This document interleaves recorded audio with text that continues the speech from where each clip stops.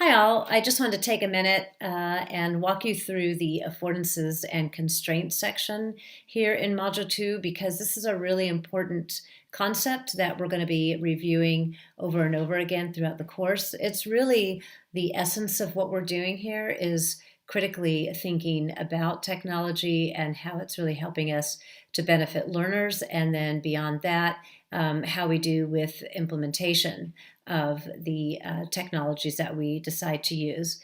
And one of the things that you will be doing on this section 2.4 in Module 2 is reviewing an article that was written by Joseph Friedhoff.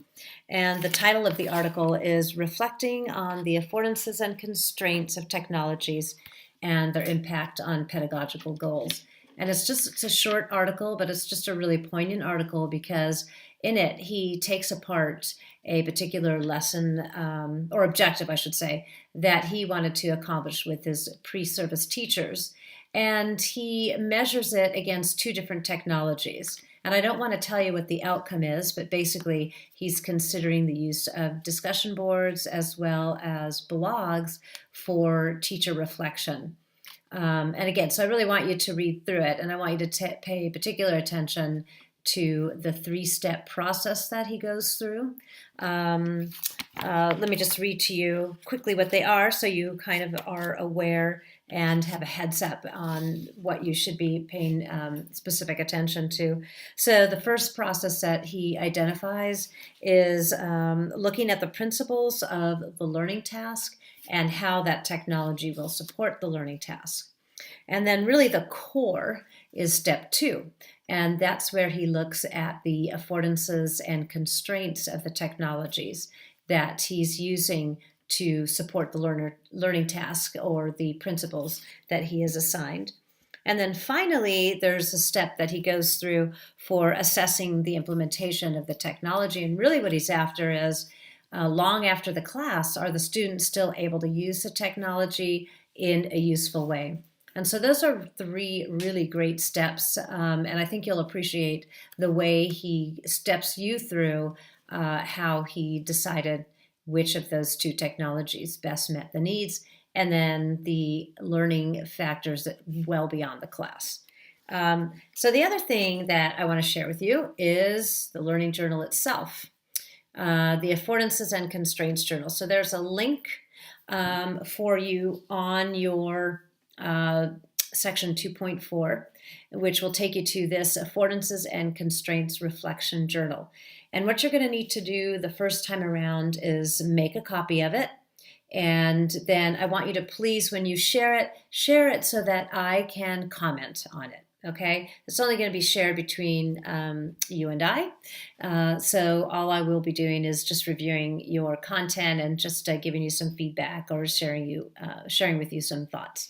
And what you're going to see at the very top is there are links to the 6 different elements that we're going to be reviewing throughout the course.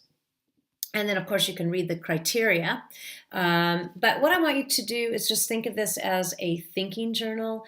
It's a tool for you to use, to reflect on, and hopefully you'll be able to go back to it time and time again as you start using different technologies in your classrooms. But let me just walk you through quickly the different parts. I should show you here, there's sort of 6 guiding questions that you should be thinking about. And you'll see that time and time again whenever it is time to look at the affordances and constraints. I remind you of those guiding questions.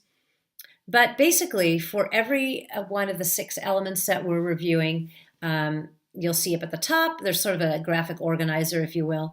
We're going to first look at how might teachers use the tool, and then we're going to measure it against a given lens. In this case, in the very first one, we're looking at the Sammer model. And then you'll also be looking at student use and thinking about, from the student's perspective, how might you be able to have students use the tool? And again, measuring it against the lens of the day, if you will. And then you'll think of 3 different affordances and 3 different constraints.